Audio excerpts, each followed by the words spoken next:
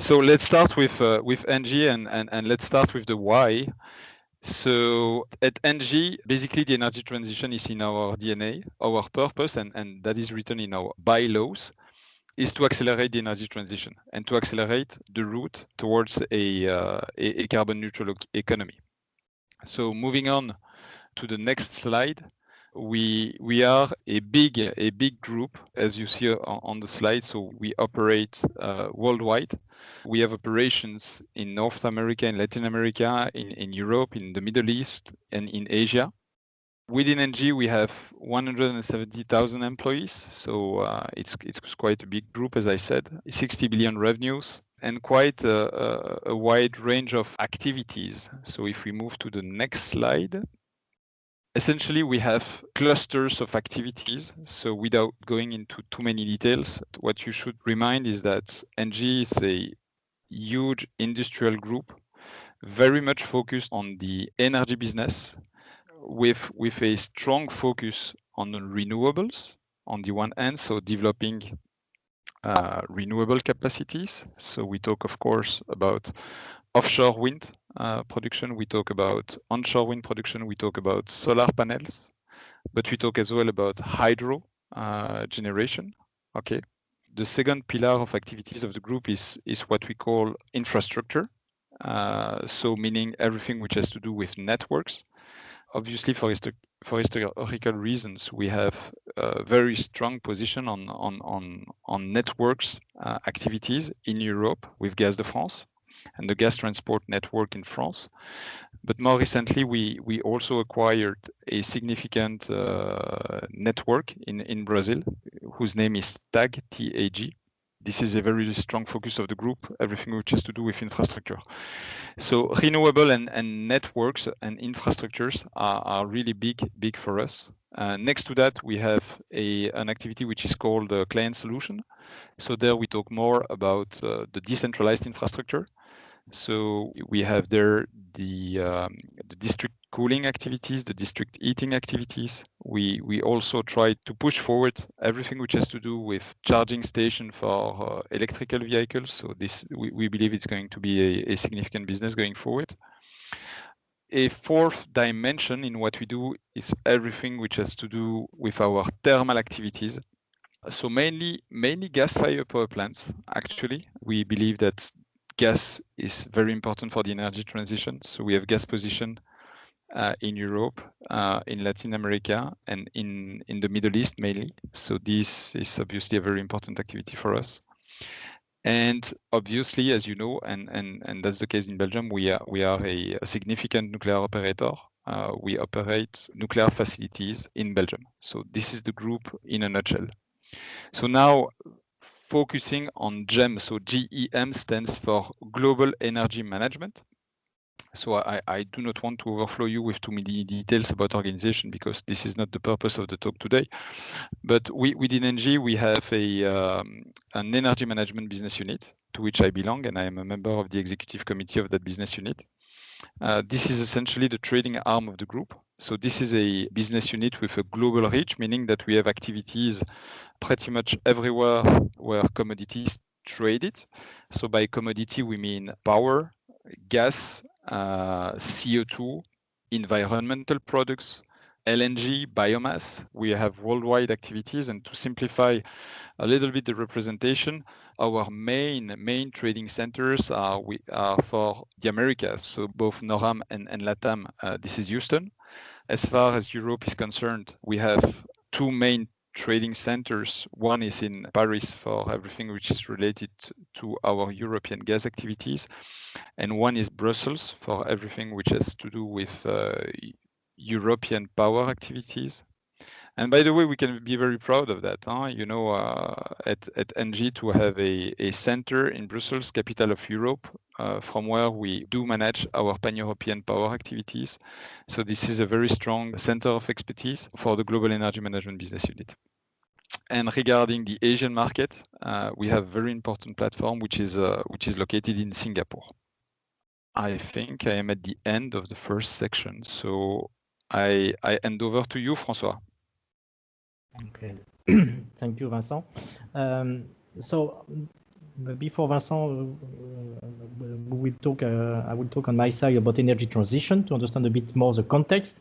And I will start with a kind of global view, and I will nail it down to the Belgium situation. The idea is to give you some element on this energy transition. So what do we mean by energy transition? Everyone has a kind of its own definition. When you just look at the definition you can find in the dictionary about the transition, you will see the process of changing. So basically moving from something from point A to point B. And it can be, some people sometimes get confused about the end result or the process, and they put a lot of different things in energy transition. What I will try to do here is to give you some possible example and all the different components you can think of in terms of energy transition in the energy sector. You can think of 3 different dimensions: technology, you can think of regulatory framework, you can think of competition. You can combine them all, and you should combine them all. So if you look at the energy transition, so in terms of technology evolution, if we look at the world of before, we were talking about large centralized production. Today we see a lot, and it's not a recent move, since already a couple of years we see a lot of small decentralized production.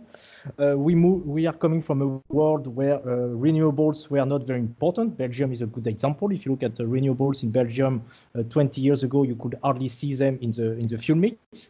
We see today more and more renewables, and we are moving towards 40, 50, 60, and some people also mention 100% renewables. So that's quite a significant move. We are moving from a world with a lot of CO2. You can think of countries using coal or oil. Those are definitely important CO2 emitters, and we want to move to a world with less and less CO2 emission, and ideally move to a CO2 neutral world. You can also think in terms of networks. I use the word stupid network in the sense of top-down, that I oppose today with smart, digital, and two-way network, where basically information flow and energy flow can go up and down. In terms of regulatory framework, we had little attention in the past to efficiency. We see more and more attention to efficiency, and this is something very important in any energy policy today. If we think of renewable used to be a world of subsidies, where basically all countries all over the world have been putting some money to make renewable competitive, and we see that more and more renewable are becoming competitive, then requiring less and less subsidies.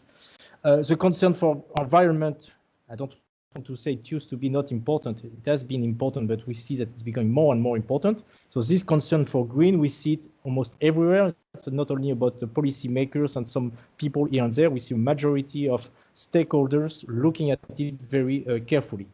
We can think also of customers that used to be passive users. You get your bill from your electricity supplier, and we see customers now being more active, being more reactive, being able with new technology to control their load, to be what we call prosumers, for instance. In terms of competition, I will show that in a second.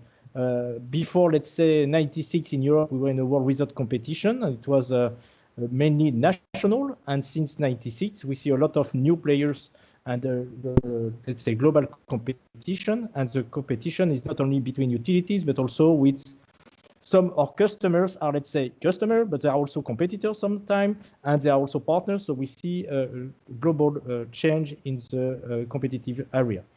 And in terms of globalization, we see more and more globalization. It was first national. We see it now at a European level with a lot of integration. And in some cases, it goes beyond, let's say, EU. If I try to...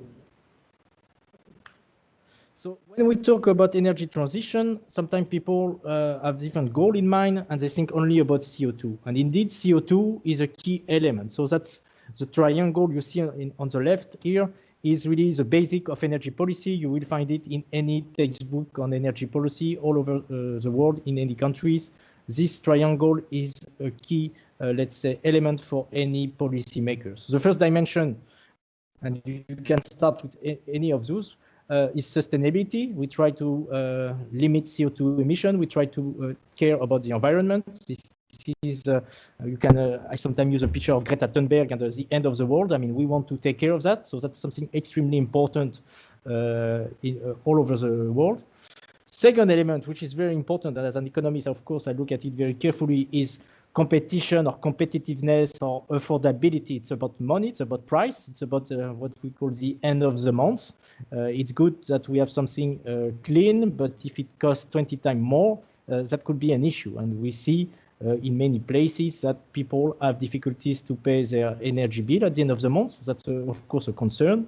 And you can think of household, but you can also think of industries.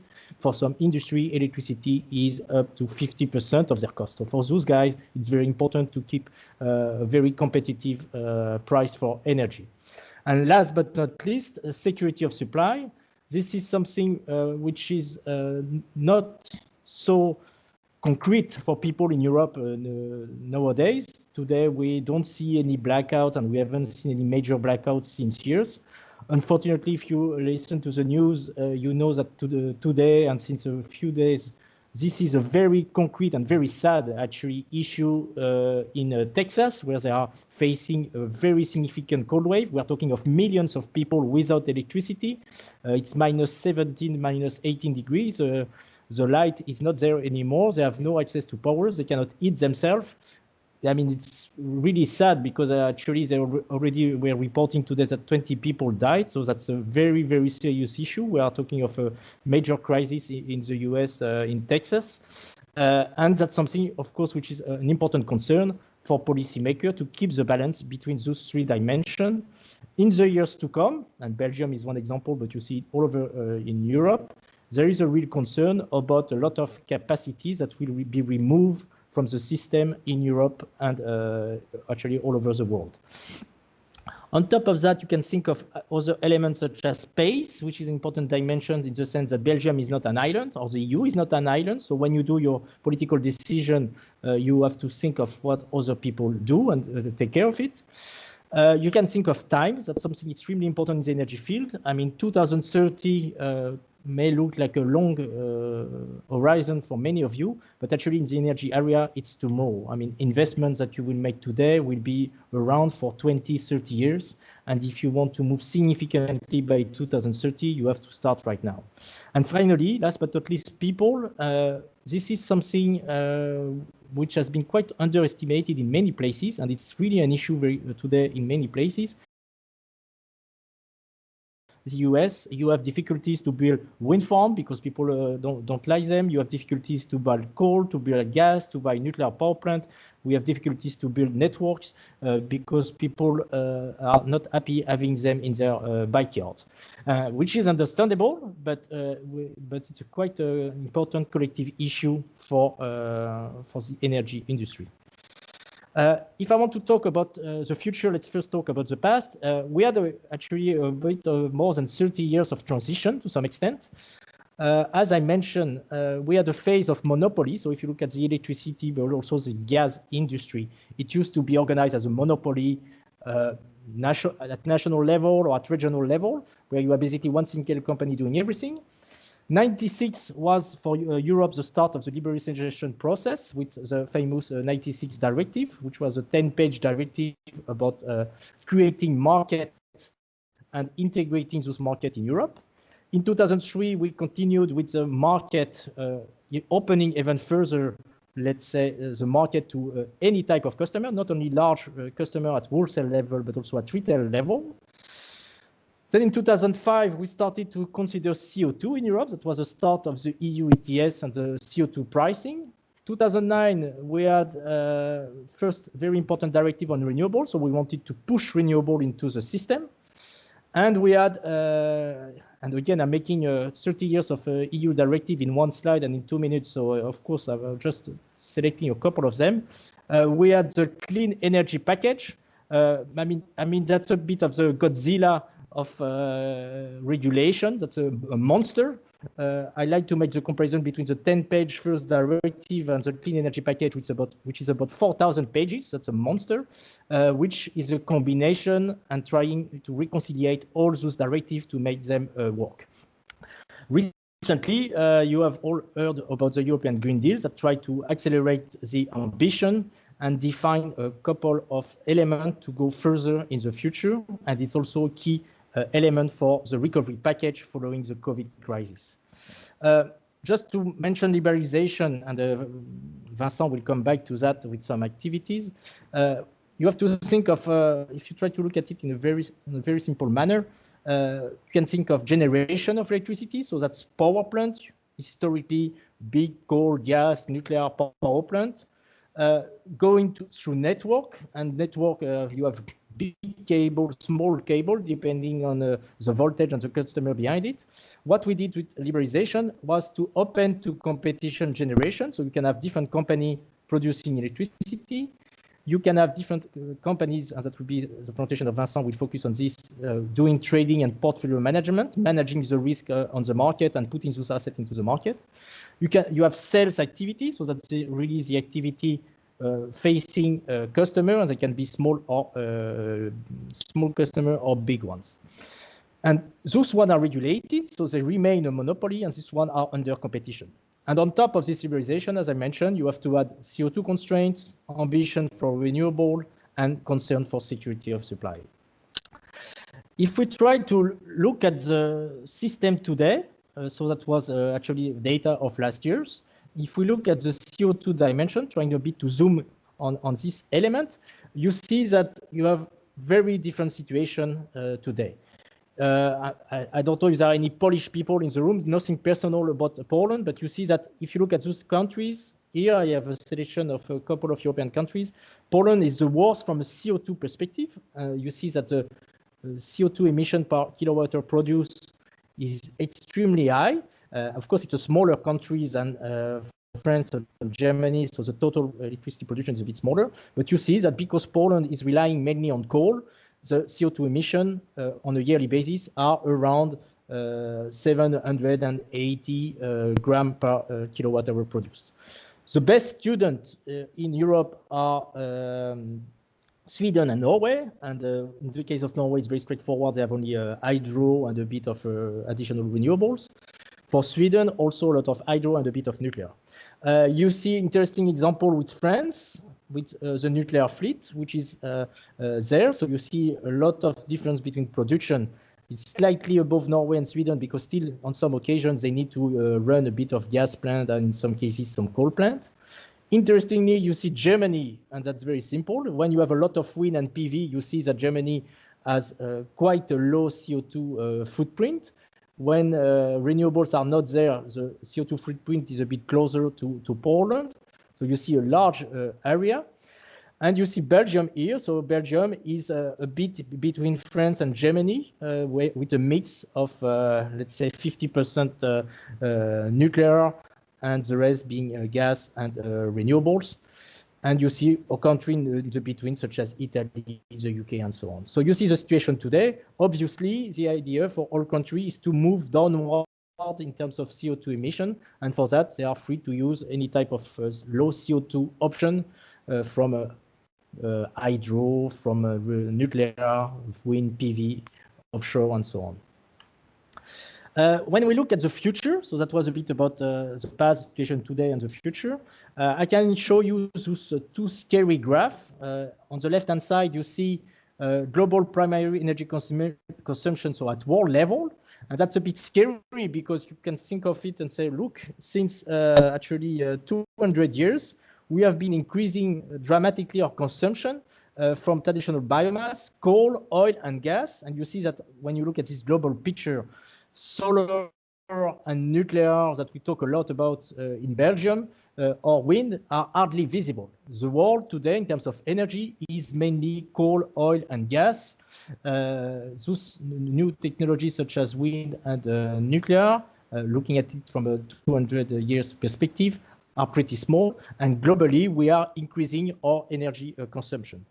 If we look on the right-hand side at the CO2 pathway we need to reach the Paris Agreement, this is a bit the scary part because you see the CO2 emissions since 40 years have been quite increasing, and we need to dramatically change the trend to reach the Paris Agreement. I call them the scary graph because when you look at them, some people say, wow, that's impossible, we'll never make it. I prefer the next graph, which are a bit more, what I call the graph, where they try to identify the effort we need to make. On the left-hand side, you have a very good graph from the European Commission, which is based on the impact assessment, which was made to prepare the Green Deal. And you see actually a couple of years of history where Europe, at European level, we managed to reduce CO2 emissions. So if you look at the 90s until 2020, we have been able to reduce CO2 emission. The ambition by 2030 is to go to minus 55%. So to continue and actually accelerate a bit the trend. And we managed to do that, keeping reasonable GDP growth, which is, of course, a very important challenge and quite a difficult one. On the right-hand side, this report, you can find it on the internet from McKinsey. They try to look at a couple of industry, and similarly, you see where you need to make the effort. Industry, a lot has to be done in the industry. There are large CO2 emitters. Buildings, from household to tertiary buildings. Transportation, you can think of any truck or any car using oil today, and you want to reduce the CO2 emission. And of course, power, where you have seen in the previous slides that some countries are pretty good in terms of CO2 emissions, some are not, and those countries need to improve and work on it. If we look at Belgium, today the plan is to reduce significantly CO2 in the non-ETS sector. So the non-ETS sectors are sectors such as agriculture, such as buildings, such as transportation. And the ETS sector is where you will find the industry and power generation. In Belgium, we will have to decrease in the non-ETS. On the ETS, and it's a bit confusing because ETS is a global European target, but if we just try to make a European ETS in Belgium, we will increase significantly our CO2 emission as of 25. As you know, we will replace nuclear by gas. That's the plan as today. So this will slightly increase. So if you look at just Belgium, if we want to be in line with the Paris Agreement and the Green Deal, there is a real work to be done to accelerate. If you look at the last federal agreement that was agreed upon end of last year, there is this ambition to go to minus 55% in line with the Green Deal. So Belgium, like all European countries, with the Green Deal, will have to review their ambition and make them a bit stronger. This is some example where the CO2 emissions are in Belgium. So you see power and heat, industrial sectors, buildings, transport. So this is where we have our CO2 emission today in Belgium. A lot of work needs to be done there. So the NEC or the NEC are the National Energy Climate Plan, where each country is defining what they are going to do. I'm sharing with you here some order of magnitude. What does it mean? We did some analysis internally within ENGIE to identify what do we need to do concretely to reach this ambitious target. On the transport side, and that's an analysis, we don't have a crystal ball, but just to help you to have some concrete idea of what is behind. We need to change 1 out of 4 vehicles to cleaner vehicles, be it electric, hydrogen, or hybrid. We need to deploy massively charging stations for electrical vehicle, and our order of magnitude is about 40,000 if you want to cover Belgium. In terms of buildings, residential and tertiary, we need to renovate 1.3 million of residential house and 50,000 of tertiary building, which is quite significant. We need to improve, let's say, heating technology. So in terms of, we have a lot of which are either with fuel oil or with very inefficient gas. You need to replace them to a more efficient system. And of course, you can use, for instance, heat pump. You will get a cleaner system. You also can think of district heating, which is a way, and that's also something very important, for instance, in the Nordic. You can think of district heating to reduce CO2 emission. For the industry, and Belgium has a long tradition with respect to industry, you need to cover a lot of heat demand with other sources, such as biomass, and use green electricity or green gas. There are a lot of process that you cannot really electrify in the industry. So you need to think of how you are going to address this demand with other type of technology. And of course, think about hydrogen, which is pretty high on the agenda. Almost everywhere in Europe, you see a lot of new policies and a strong push for green hydrogen to greenify some industrial process. With respect to power and gas, if you look at Belgium, we have in the federal agreement the ambition to go to 4 gigawatts of offshore wind, which is basically doubling what we have today.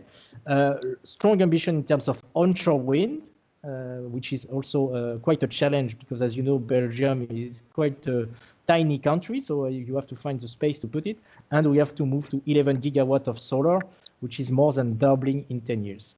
When you put this element, let's say, in perspective, basically for the 10 years to come, if again, and I'm insisting on this, we don't have a crystal ball. The figures here are just order of magnitude, but basically you have to replace every day 800 cars.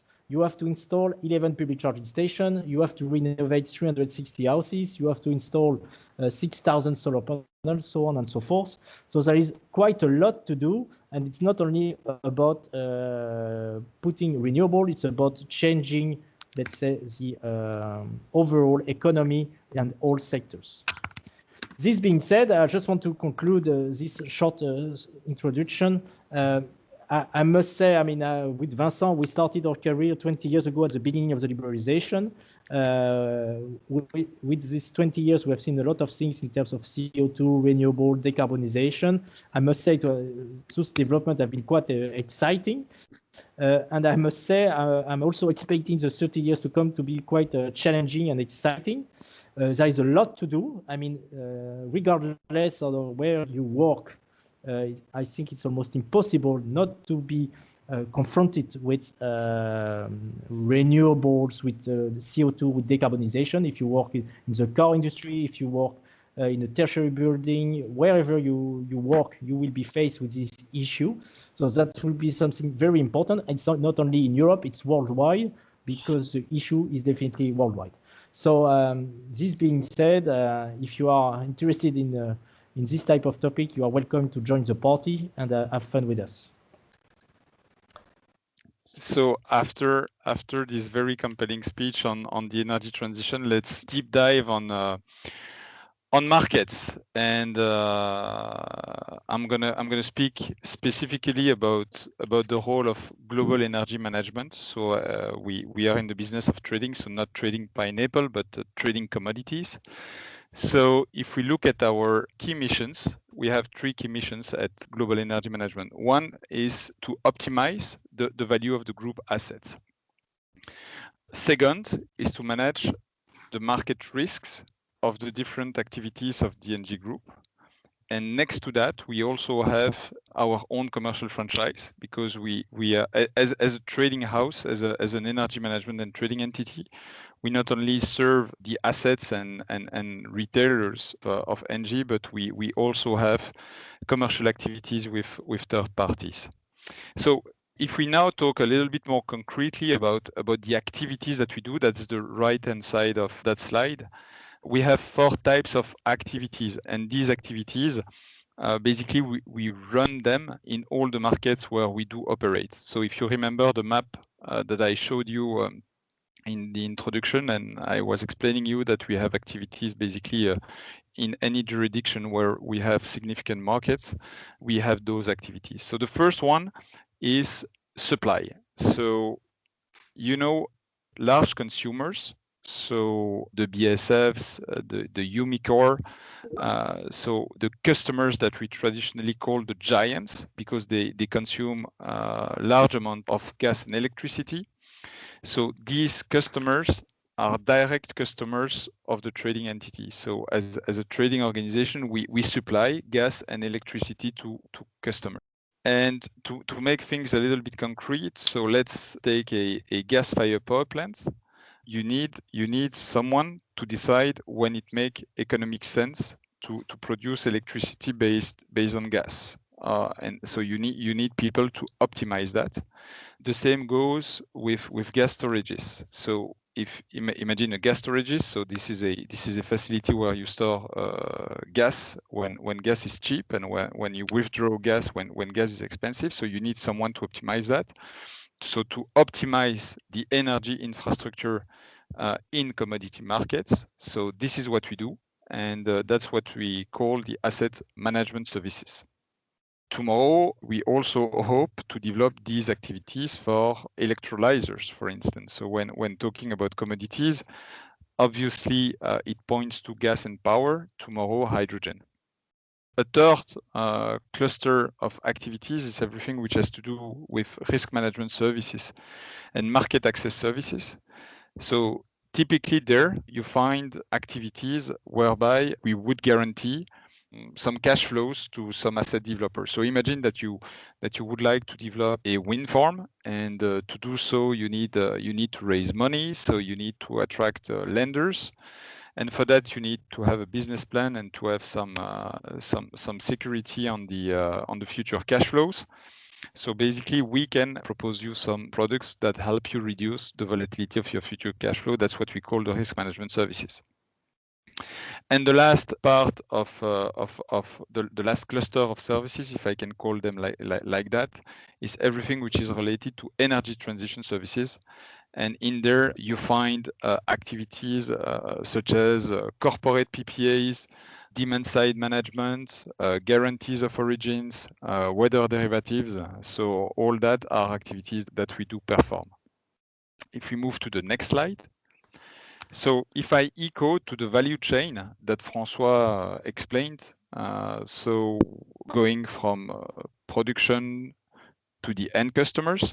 So on the left-hand side, you have the upstream part of the value chain where you have production assets. So you have there wind farms, solar farms, gas storages, you have biomass vessels. So you have everything which has to do with the upstream part of the equation. On the downstream part of the equation, you have the consumers. So can be B2C, B2B, B2T, and you need a middleman. Okay, you need someone to link the upstream with the downstream. So you need a midstreamer. And the role of a midstreamer is to optimize and risk manage everything which is between upstream and downstream. I give a concrete example in a given country. So take the United States. On the right-hand side, we have customers that are willing to consume gas and power.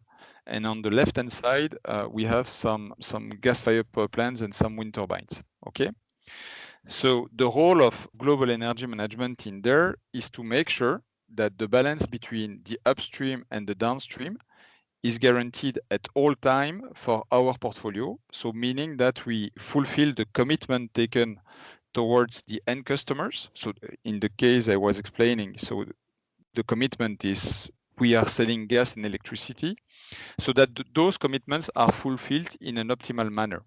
So very concretely, if power prices in the market are very low, and so low that it makes the economic case of running some power plants not good, but we would simply stop those power plants and buy the commodity in the markets. Conversely, if markets are high enough to make the case for producing interesting, it would be GEM who would decide to run or not some power assets. And the same little game is also applicable for the gas value chain. So at global energy management, if you look at from the value chain perspective, we are really in a role of midstreamer. So we are connecting upstream with downstream, and we are optimizing and risk managing, so market risk managing the different elements of the value chain.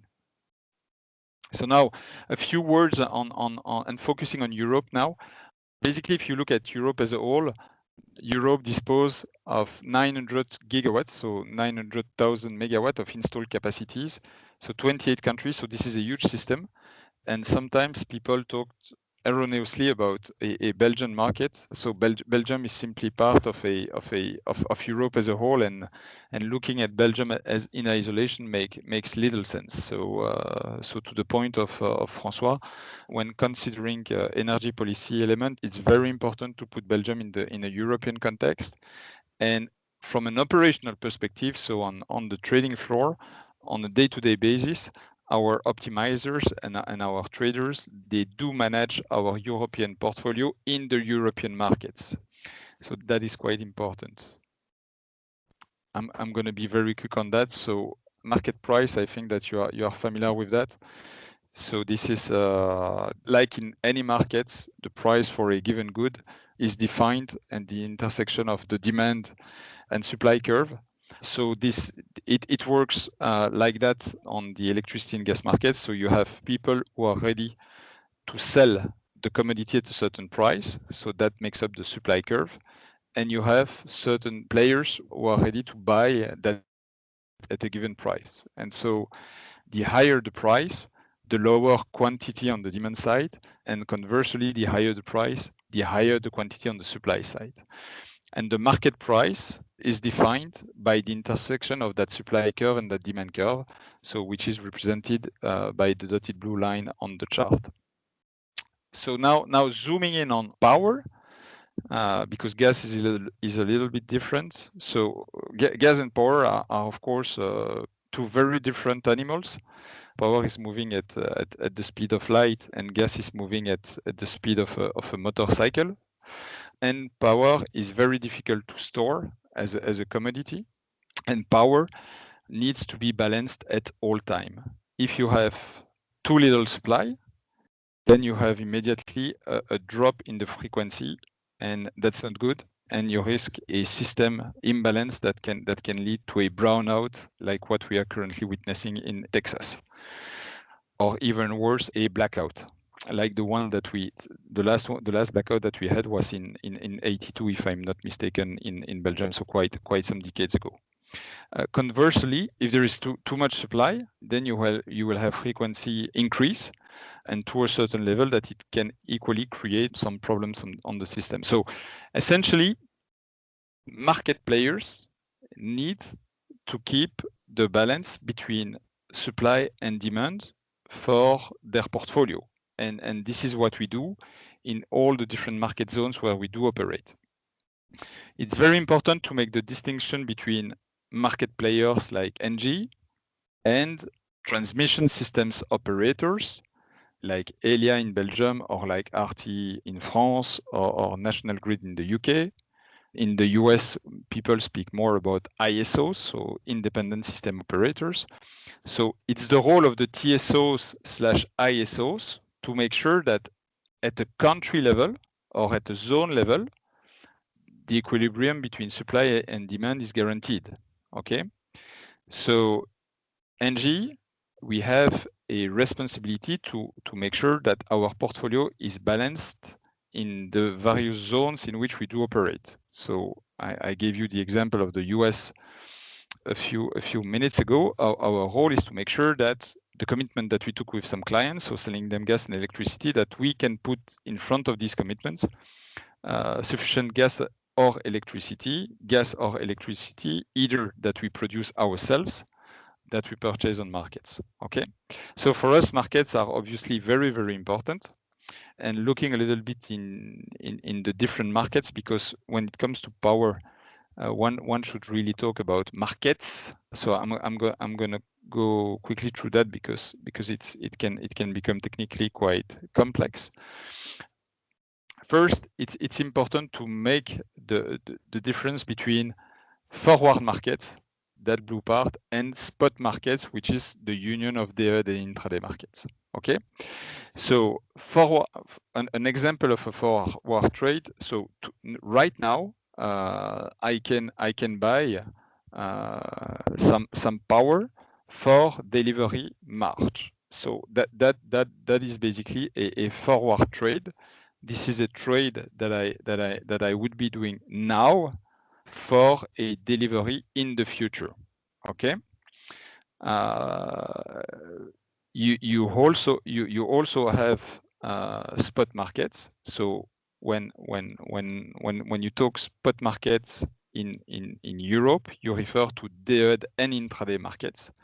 So on the day-ahead market, you buy power on the spot meaning for delivery tomorrow, and on the intraday markets, you buy electricity for delivery today. So Once again, right now, I could buy electricity for delivery, so this evening, between 8 p.m. and 9 p.m.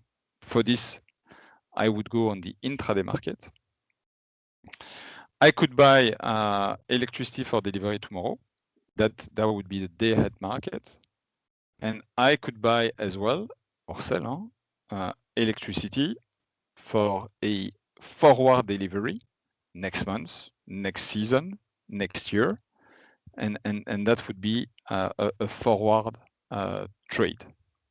So these are so the combination of forward and spot market, and next to that you have what is called the real-time markets, so where the residual imbalances are being settled. And there is also a specific market that concerns ancillary services market, so frequency regulation, for instance, or voltage control market. So these are very specific markets that are also very, very important for people having infrastructure assets like ENGIE. So the combination of all these markets form what we call the power markets. And when I was telling you that the role of global energy management was to optimize, to provide asset management services, for instance, our role is to maximize the value of the assets in the markets. So meaning making sure that we maximize the operating cash flows of these assets, taking into account the different markets that are available. So this is really a cross-market venue optimization. So these are, of course, very complex problems, and this is a dream for people who like maths and optimization. I was telling you that one of our activities was supply of gas and electricity. So on a schematic, I wanted to illustrate you how we would supply a typical customer. So typical customer would have a certain consumption profile. So this is the curve that I'm showing you now with the red dot. Okay. Now the challenge, once we have sold that profile to a customer, the challenge is to make sure that we put in front of that the so we have taken a commitment, so we have gone short a certain daily profile, and we need to make up for that. So we need to purchase in markets the different market products in order to build up the consumption profile. So typically we would start by buying a baseload product, meaning a market product whereby the quantity is the same for each and every hour of the day. We would complement that through buying a peak load product. And then as we would get closer to delivery, we would complement that with the small square that you see, which are the hourly components. And the rest, so because the balance is never perfect, so the difference between the actual consumption profile and the market blocks that have been purchased in wholesale markets would be settled at the imbalance price, so on the real-time markets. Next slide. So a very important aspect of our job is everything which has to do with risk management services. So I'm going to try to be very quick because I see the time is flying. So we have a significant portfolio of assets under management. So gas storages, wind farms, solar farms, nuclear power plants, gas-fired power plants, cross-border interconnection rights, okay? And all the cash flow of these assets are subject to market risk. I take an example. If you are the owner of a wind farm, okay, you produce electricity. So that electricity needs to be sold on wholesale markets. So your primary market risk is electricity price, okay? And you need to manage that, okay? So once again, if you own a wind farm, you expect to produce a certain quantity for tomorrow, for next week, for next month, for next year. And you need basically to define what we call a risk management strategy or a hedging strategy in order to gradually commit your production in wholesale markets. And you need to execute it, meaning you need to do the trades to gradually secure your cash flows. So I quickly lead you through what we do in terms of asset optimization services, risk management services. I have no time to guide you towards an example of what we would do in terms of energy transition services, so guide you across an example of corporate PPAs, for instance. So I want to conclude here because I really want to have the time to take some questions. So conclusions from my side is trading and energy management activities are about managing risks. So it's nothing like what you could see in Hollywood movies. No. It's about managing risk, and most of the time reducing those risks. So it's not about taking your chances and playing with money, making huge bets. No, it's an activity that is about managing risk thoroughly and reducing them and stabilizing cash flows. Our strategy, our key words of our strategy are greener, further, leaner, and together.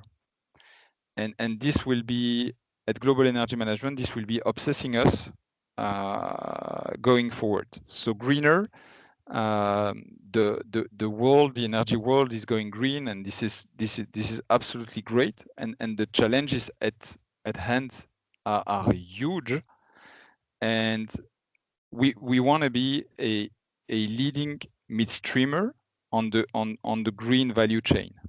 So be it on the green power side, or tomorrow on the green gas side. So hydrogen, green hydrogen, biomethane, all these businesses we hopefully will be significant for us. And as a trading house within ENGIE, we really want to be a leader in that space. Further, I told you we are a global company, so we have trading operations over the world. There are significant markets that are developing, and we will be opening up some franchises in jurisdiction where we do not operate today. So to give you a concrete example, we are in the process of opening up a franchise in Australia to deal with the Australia and New Zealand markets. Okay. The leaner is also fundamental for us because there is a huge shift in trading activities, and the pace of digitalization is increasing, and it's going faster. I didn't go into those details, but today when we look at our trading activities on spot markets, basically, so on day ahead and intraday markets, we have 80% of our trades that are being done automatically. So meaning that we have algorithms running the trade execution because it's simply not possible to do that non-algorithmically because it's too many data points, too many contracts traded continuously. So it's beyond what a human could do. So the digitalization challenges are huge for us. And the last point, which is together, which is something that speaks to me quite a lot. Energy management and trading business is first and foremost a people business. So making sure that we have the best talents internally is something that is very big on our agenda. And the last word, the energy transition challenges are huge, really huge in front of us. I'm personally very excited by all that, and I think that you, as a young generation coming into the markets, you should be very excited about that, and markets should help accelerate the energy transition. So markets should be at the service of the energy transition? I mean, I would say that the power market is a world of engineers, and we love to talk about power plants, big machine, and now small machine, PV, and so on. And it's true that when we talk about demand, that's something a bit more complicated. It's a bit more abstract because it's not easy to understand. For instance, in Belgium, people don't know, most of them, that only 20% of electricity demand is linked to household. 80% of the demand is 50%, let's say, industry, and the rest is tertiary building and so on. And that transport, for instance, train and the tramway, just a very small percentage. So the knowledge of demand is is extremely weak. And indeed, with price signals, I mean, again, I'm defending the economic view, but with price signal, you can change behavior. But it's true that behaviors are hard to change. They die hard. We are used to have, and that's continental Europe. It's a different story. I've been in Kosovo, for instance. So I've been in some countries in Africa where people are just used to have no power for a few hours during the day, and they are familiar with that and they deal with it. I'm not saying they are happy with it, but it just happened. So indeed, in terms of demand, we definitely know that we need to reduce demand to achieve CO2 reduction. So that's a way to do it. And then you can use price signals, but you can also use different technologies to help people to do it. And for instance, monitoring your demand is something which helps. Belgium, again, looking at Belgium, is lagging behind in terms of smart meters. I don't have smart meters. I don't know my power consumption on an hourly basis. And as long as I don't really know, I cannot really manage. And having this type of basic information is one enabler. But definitely demand, and that's the same for transportation, that's the same for many areas, is something where a lot of work needs to be done. On the ENGIE side, Vincent has a couple of services helping mainly large industrial customer or big customer, but it will go to smaller and smaller customer.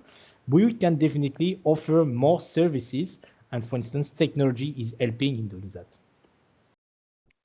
Yeah, on my side, the demand side of the equation is absolutely key in all that. So first and foremost, if we want to reach net zero as soon as possible, we need to reduce all that. We need to reduce the consumption and consume more smartly. That's for sure. From a system perspective, this is no regret. When it comes to electricity, you have very serious people have analyzed all that, and it is commonly agreed that the electricity demand will grow because the electricity will further increase in the end energy usage. And if we combine that with the willingness at EU level to increase the power generation from renewable sources, so namely solar and wind, there is a fundamental question on, well, but you know, the demand is what it is, and when there is no wind, when there is no sun, what do we do? So flexibility in power system, and that's also the case for gas, will be paramount, that's for sure. And when we look at the different types of flexibility, the demand side management is one of them. So having customers adapting their consumption pattern to consume more cleverly is something that should contribute. Likewise, the development of batteries is going to be something important. And on the flexibility side, which is often overlooked today, we have hydro generation that plays a significant role in providing flexibility in the power system.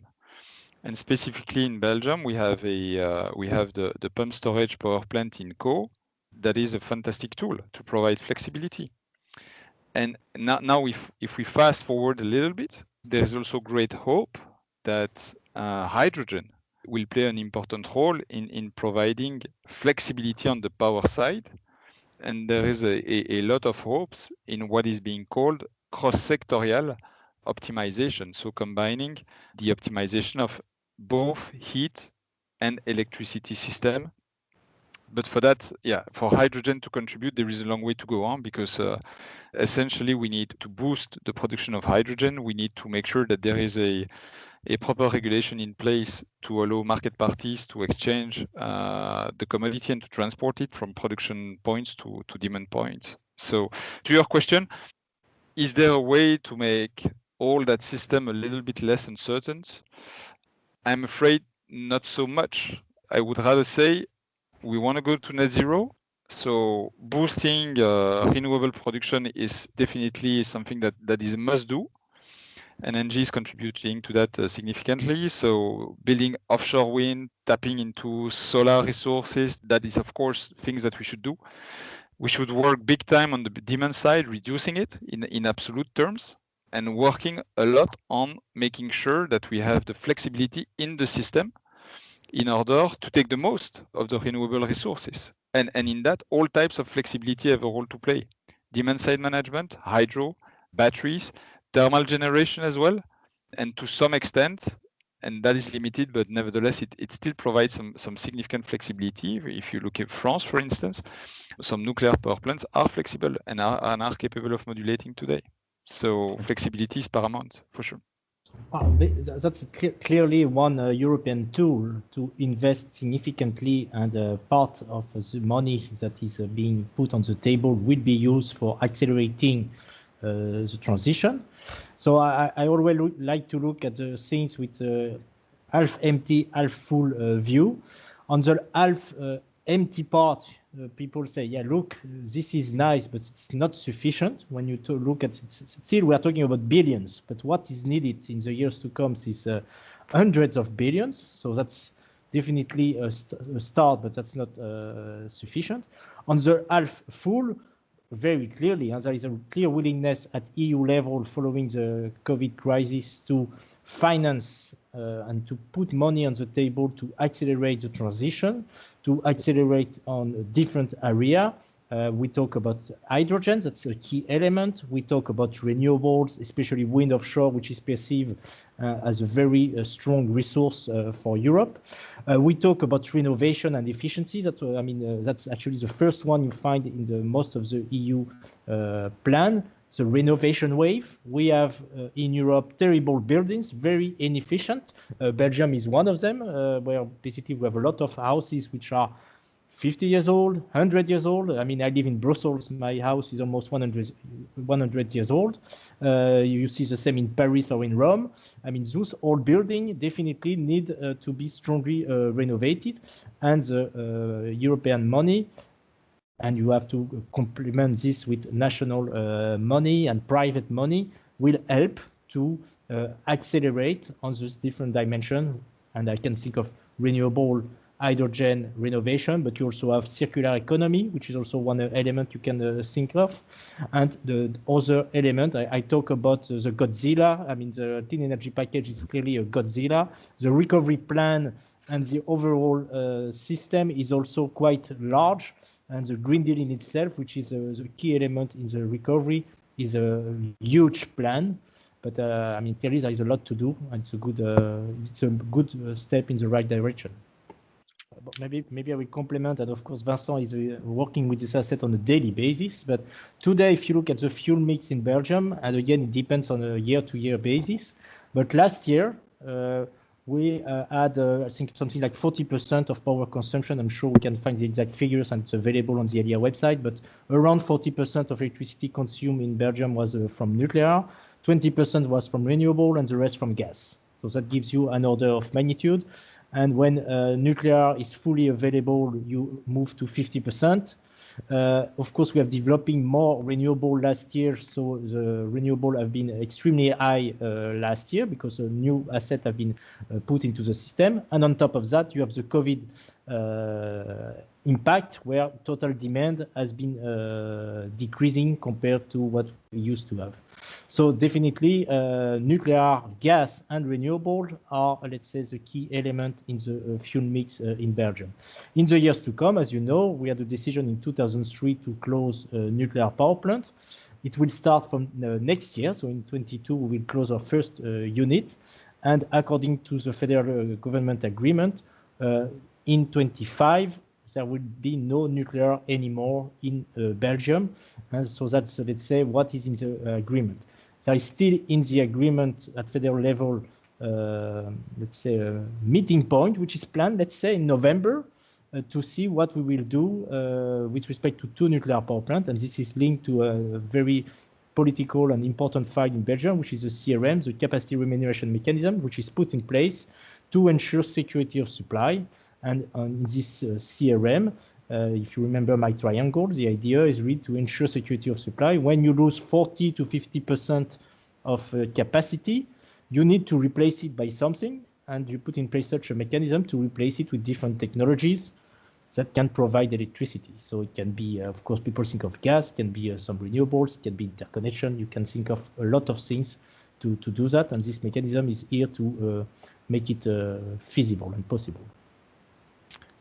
I think it's important, as it was repeated several times, to look at Belgium in a European perspective. It doesn't make a lot of sense to look at Belgium in isolation. And the second point is, in the infrastructure business, this is true for power, but this is true also for natural gas, and this will be true for hydrogen. You are talking about hundreds of million euro investments, and the regulatory framework that is put around those investments is super important. So I like to phrase it that way. It's true that energy markets are liberalized, but we need a strong political hand to guide it. And the guidance on the development of the energy systems is dictated by the authorities. And today, as a matter of fact, the authorities have made a clear choice. So to stop the nuclear production, which today accounts for 50% of the generation in Belgium, that's fact. So there is a challenge to replace that. And there is a capacity remuneration mechanism that is under debate to attract investors that would install the gas-fired capacity or other technologies. It's a political choice. Now, as a Belgian citizen, I think that we need to be ambitious. As a Belgian citizen, I believe Belgium should be ambitious in Europe. We have a tremendous opportunity to make history in being front runner in the energy transition. It's commonly accepted that electricity will take a major role in the end user consumption, a bigger role. So let's make sure that in Belgium, because this is important for the local economy, this is important for the local industry, this is important for the quality of the jobs that the future generation will have. Let's make sure that in Belgium, we have a sufficient infrastructure. That's very important. I see it as a big opportunity there. I mean, again, that's a very fair point. When you think of prices, competition is one driver. Fundamentally, we as ENGIE compete with other people, but that's not the only driver. One driver is technology. And on this one, you could say, oh, look, PV panels are getting cheaper, so electricity should get cheaper. That's true. But at the same time, if you look at the 20 last year, gas prices have been moving up and down. And this is what is keeping the team of Vincent pretty busy, because we have seen oil prices at 150 at some point. We have seen them below 50. We see them going up and down. CO2 prices. We have introduced in Europe CO2 prices. It used to be 0. It then moved to 20. It then moved down to 5. Recently, it was around 40. So, of course, when you put a CO2 constraint, you increase prices. On top of that, when you think of the final price you pay, you also have to consider other elements. The price of a customer in Belgium, a retail customer, is a 1/3 energy, 1/3 of under competition. So it would depend on gas price, on CO2 price, on the equilibrium between supply and demand. But 1/3 more or less is network. So that's the transmission and distribution network. And 1/3 is taxes. So one of the funny things, I don't know if it's funny, but if you look at the wholesale prices of the 20 last years, they have been moving up and down, but depending when you start, they are more or less flat. They have been decreasing sometime, a bit increasing.